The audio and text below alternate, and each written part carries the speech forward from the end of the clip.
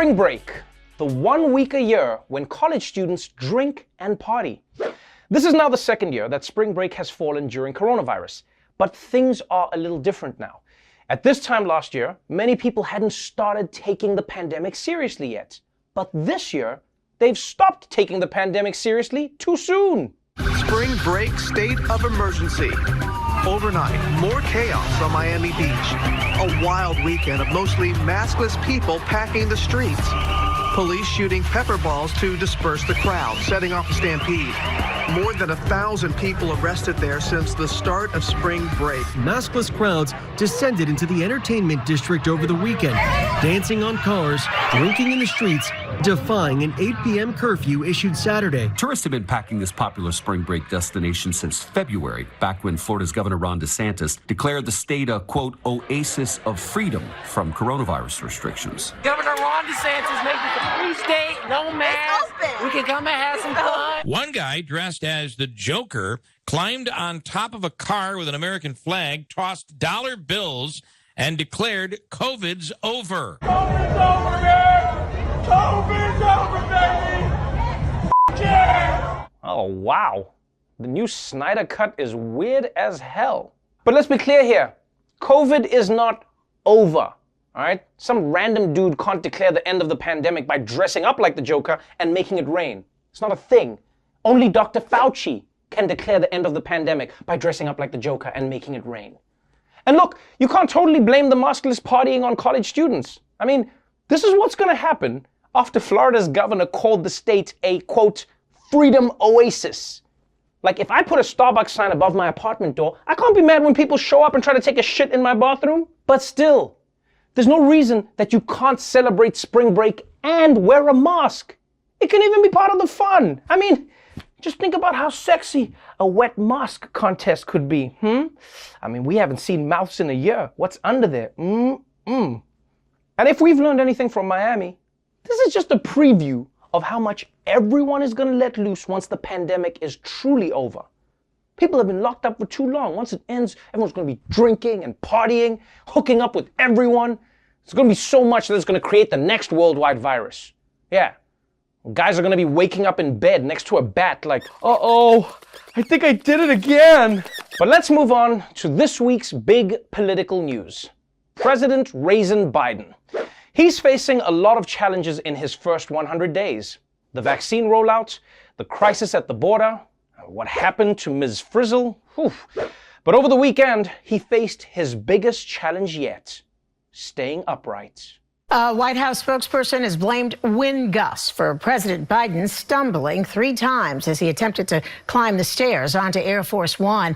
This happened as the commander-in-chief was boarding the aircraft to fly to Georgia. The same White House spokesperson added that Mr. Biden is doing, quote, 100% fine and did not require medical attention.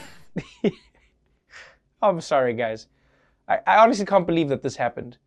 The president got knocked over by wind? This is going to be the first president where the Secret Service needs to carry around paperweights. Hold on, sir. Hold on. We got you. We got you.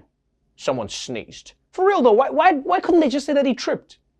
Tripping on stairs is a normal thing. You don't need to lie about it. But saying you got blown over by the wind, that is so much weirder.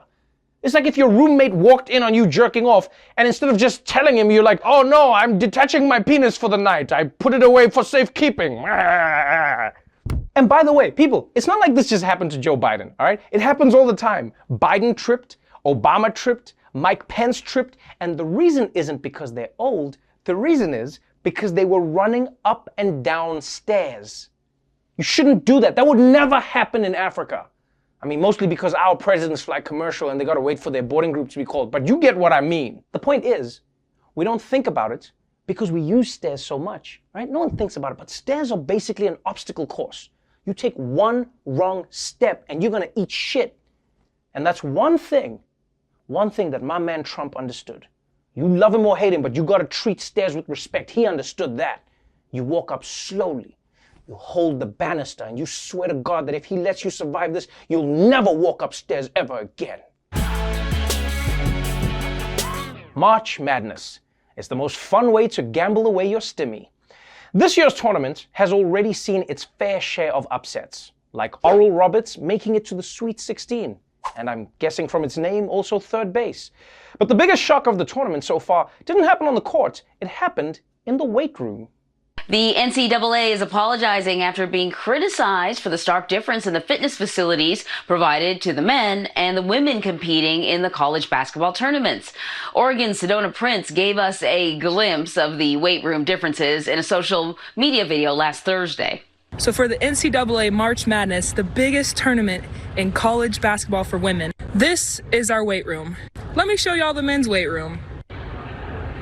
As you can see, the men were provided with a lot more equipment than the women. It did not take long for the NCAA to make changes, though. By Saturday, the NCAA sharing the new setup for the women. Prince thanking everyone who helped. Guess what, guys? We got a weight room, yeah! Damn, that's ice cold. Because that's not a weight room. That's just the rack of weights that you buy in the beginning of quarantine and then never use. And honestly, this is surprising because usually the NCAA treats male and female athletes equally. I mean, they definitely pay them both the same amount. But to be fair, at least the NCAA made it right. After the uproar, they gave the women the same amenities that the men's weight room has. More machines, more weights, and they even added the guy who always makes way too much noise when he's lifting. This is how you know that I'm strong. Now, it was upsetting enough when people saw the difference in men's and women's weight rooms, but it turns out that sexism in the NCAA is a lot like Facetune. Once you're aware of it, you start noticing it everywhere. But it's not just the weight room. The COVID tests different. For the men's tournament, the more accurate PCR test. At the women's, antigen test. Another complaint, a quick look at the official March Madness Twitter account. The bio reads, the official NCAA March Madness destination for all things Division I NCAA men's basketball. No mention of the women's tournament. The men have been provided with a brand new NCAA court with March Madness, the huge logo in the middle, where on the women's court, you're going to still see two lines for the men's line and the women's line for three-point shots. There's a volleyball court on one of the courts. It doesn't even look like an NCAA game. There are differences in food options for the men's and women's teams, as well as the difference in gift bags given to players. The men were given a large number of custom items designed for March Madness, while the women's had a few generic items, including a 150-piece puzzle and a towel that said NCAA Women's Basketball plus an umbrella. A puzzle? Yo, that is a trash gift. And what's even worse is when you complete it, it shows a picture of the men's team enjoying a free steak dinner. Seriously, how are you going to give the players a puzzle? That is not swag, people. When you look at all of this together, the differences are so stark, it almost seems less like sexism and more like the NCAA didn't even know that the women were coming. You know? It's so bad. It's almost like the women were knocking on the door and the NCAA was just scrambling. Oh shit, the ladies are here. Do we have anything to give them? I ordered a burger for lunch. Okay, it'll work. Just chop it up and say it's sliders. What else? Do we have swag? I think there's an umbrella in the closet. Yeah, it'll work. It'll work. So, clearly casual sexism has pervaded almost every aspect of the player experience at this tournament. But it's not just a problem for the players. It's also affecting the coaches. There was also an article in The Athletic this morning about some of the female coaches who are working in the tournament and how the NCAA is basically penalizing them and their teams if they have, say, a baby who depends on them for food. That baby counts inside the bubble against the total that they can bring in, so that coach's team, if they want to feed their child, has to have one less athletic trainer, one less other coach, one less person in the traveling party. Ridiculous. Okay, now that is positively ridiculous. No one should be punished for having children. The children are already punishment enough. Not to mention, asking a coach to choose between her baby and a trainer for the team, I mean, that's a really great way to get the rest of the team to hate that baby. I mean, you could be getting deep tissue massages right now if it wasn't for little Derek. Now, I don't know why this seems so hard, but there's an obvious solution here. All you should do is have the baby be the assistant coach. After all, a crying baby can be very motivational. What do you want? A blanket? A bottle? Do you want me to win the tournament? Is that it? Okay, I'll win the tournament. Just please take a nap. Take a nap. Just take a nap. Oh, stop crying. The fact is, the way that the women have been treated during this tournament has been disgraceful.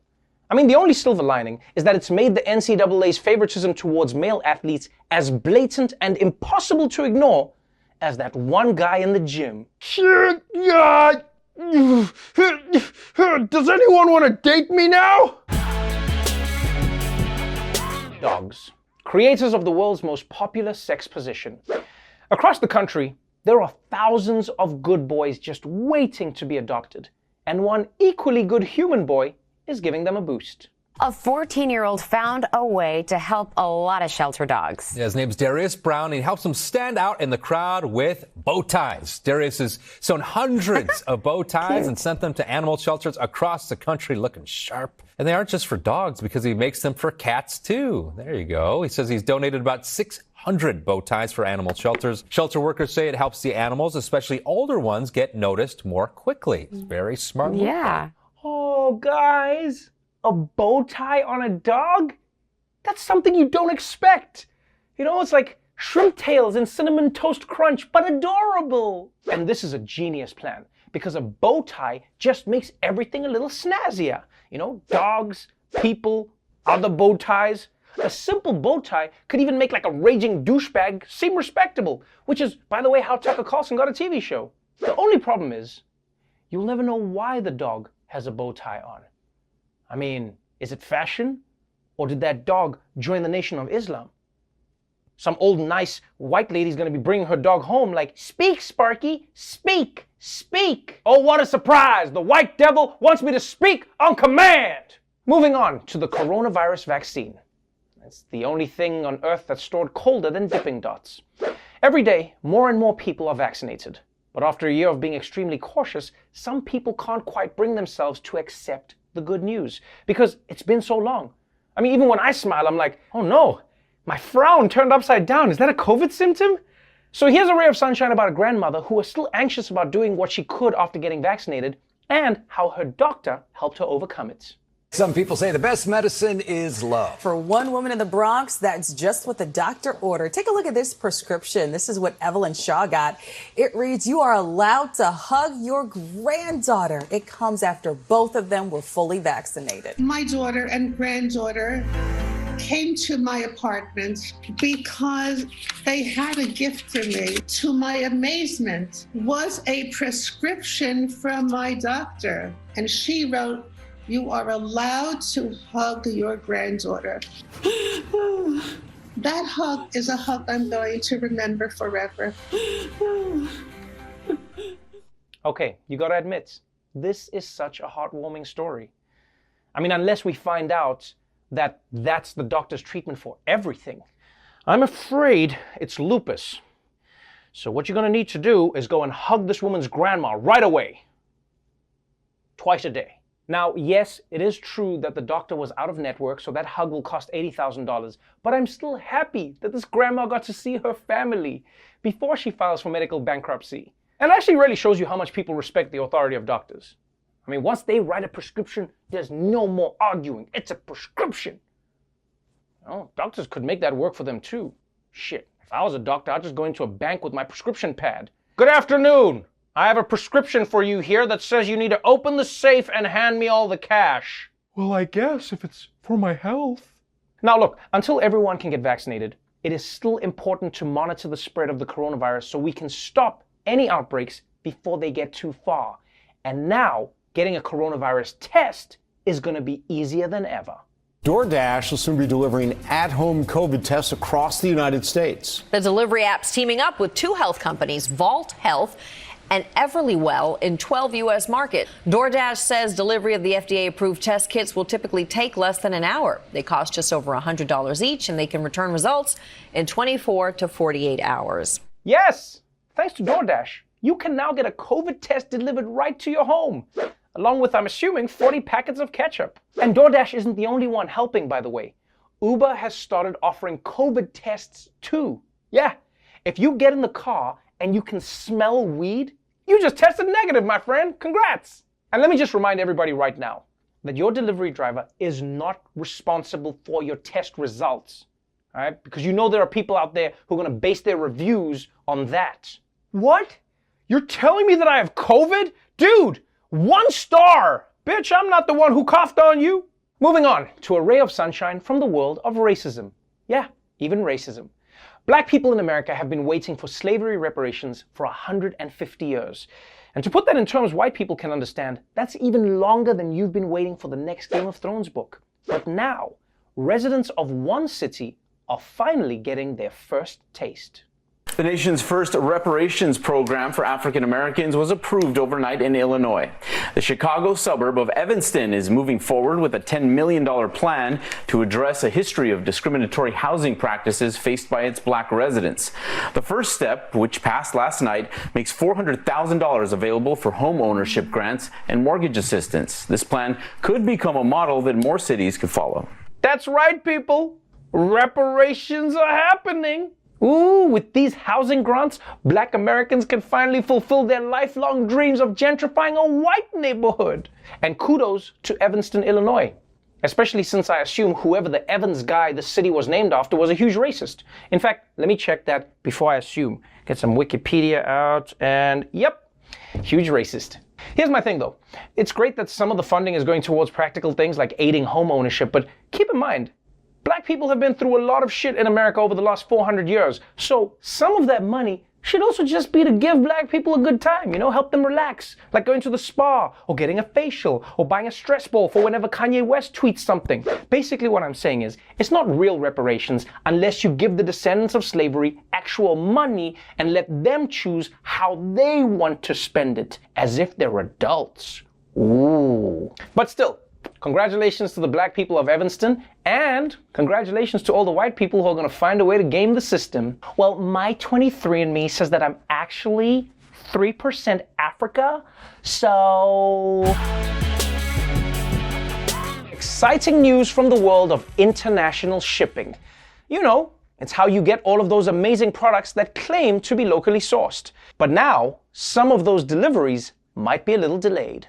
Overseas, a major concern for global shipping. A large container ship is blocking the Suez Canal. A technical problem caused a 1,300-foot vessel to run aground. The online monitoring system, Tanker Trackers, shows the huge backlog it's created, a traffic jam, basically, with ships unable to pass in either direction. They're trying to get tugs in there to pull it out, but it's so big that they're having a hard time moving it. Okay, I don't know about you, but I didn't even know that this could happen. There's a giant traffic jam of cargo ships? Yo, you realize that this is gonna set the human trafficking industry back weeks. And I feel so bad for the captain of that ship that got stuck in the canal because, we've all been there, trying to make a U-turn on a narrow street, but now imagine how much more stressful it must be when you know that if you back up wrong, you might bump Egypt. Sorry!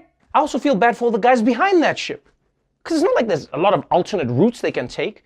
Can you imagine if you're on one of those ships, you're looking at your Waze app like, what? Go around Africa? No. Pull up Google Maps. This is crazy. We can't go around Africa. But when you look at how big that ship is, I'm not surprised that it got stuck. And the crazy thing is, that whole ship is just delivering 2 AA batteries. Yeah, the rest is just extra packaging. What this situation really shows is how, even in this age of technology, we still depend on old school things like cargo ships and canals. I mean, think about it. Right now, we can use our wireless computer phone to buy a hologram with cryptocurrency. But at the same time, big boat got stuck, water too small. But let's move on now to Washington, D.C., where there is a big debate going on about gun control. You see, Democrats say that maybe we should do something so that there isn't a mass shooting like every 5 minutes. While Republicans say, come on, where's your sense of adventure? Live a little. But maybe Republicans are just busy with more important things. Because if you watch conservative media right now, you know that at this moment, we are living through one of the biggest scandals in American history.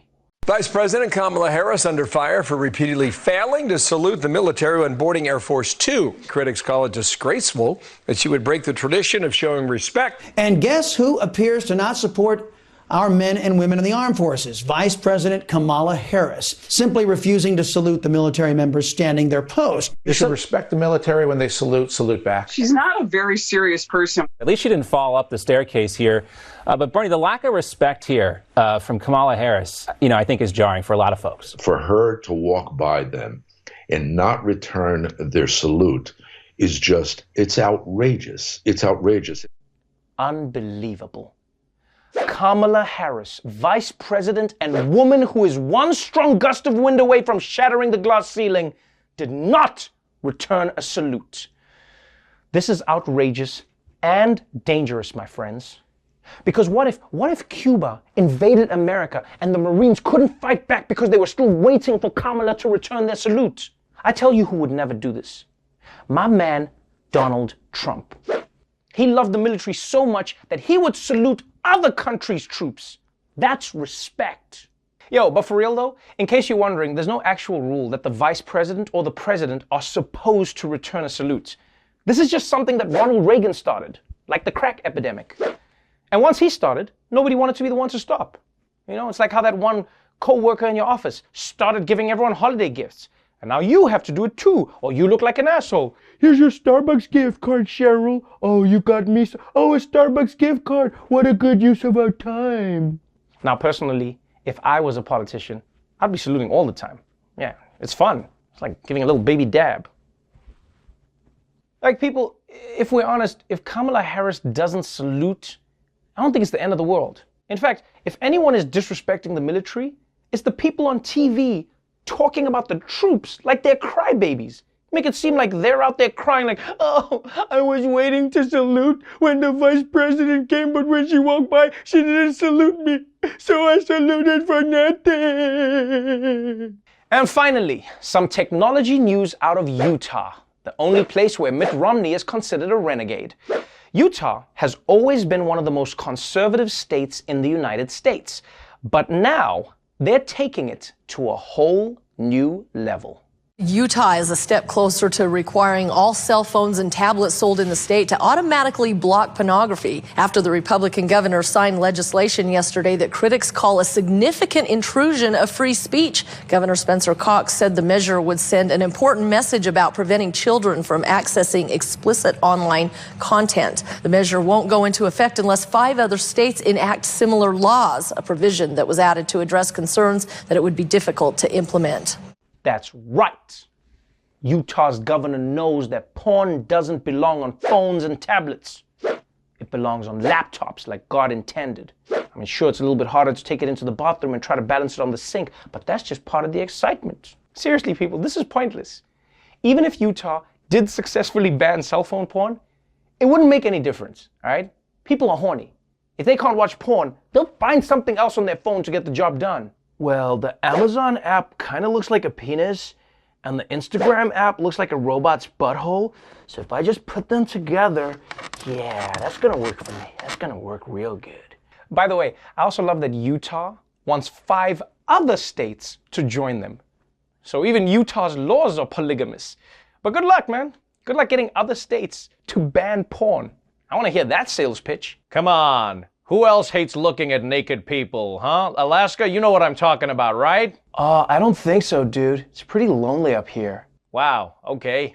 Idaho, what about you guys? You guys think sex is gross, am I right? Before we go, as it is Women's History Month, I would please ask you to consider donating to A New Way of Life, an organization dedicated to providing housing, legal services, and leadership development for women rebuilding their lives after prison. If you can help out, go to the link below and donate whatever you can.